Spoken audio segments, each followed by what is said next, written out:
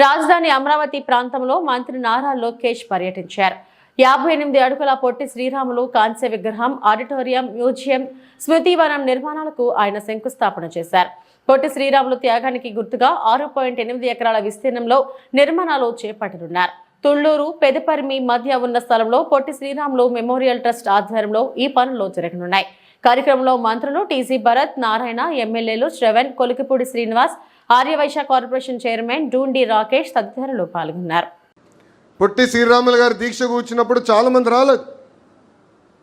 కానీ ఎప్పుడైతే ఆయన ఆరోగ్యం క్షీణిస్తూ మొదలుపెట్టిందో 30 రోజుల నుంచి పెద్ద ఎత్తున మొత్తం ఆంధ్ర రాష్ట్రం ఆయన వెనకాల నడిచింది.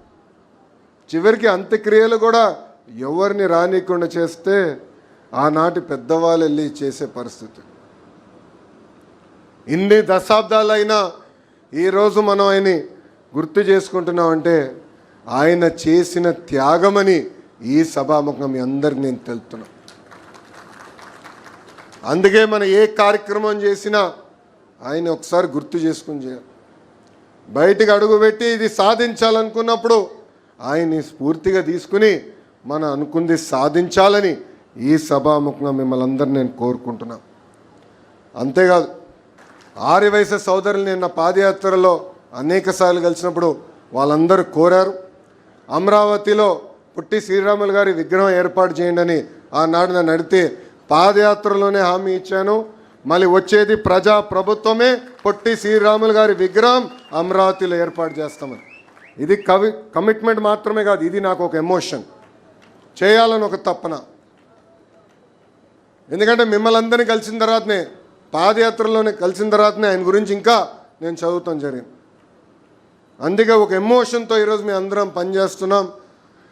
అన్ని రకాలుగా సంఘానికి మేము సహకరిస్తాం, ట్రస్ట్కి మేము నిలబడతాం, కలిసికట్టుగా ముందరికెళ్ళి ఎవ్వరు ఊహించిన విధంగా ఒక అద్భుతమైన స్మృతివనం మనం ఏర్పాటు చేయాలని ఈ సభాముఖంగా అందరు కోరుకుంటూ, నాకు ఇంత అద్భుతమైన అవకాశం ఇచ్చిన ఆర్యవైశ్య సోదరులందరికీ పేరు పేరున నా హృదయపూర్వక ధన్యవాదాలు తెలుపుకుంటూ మీ అందరి దగ్గర నుంచి సెలవు తీసుకుంటున్నాం.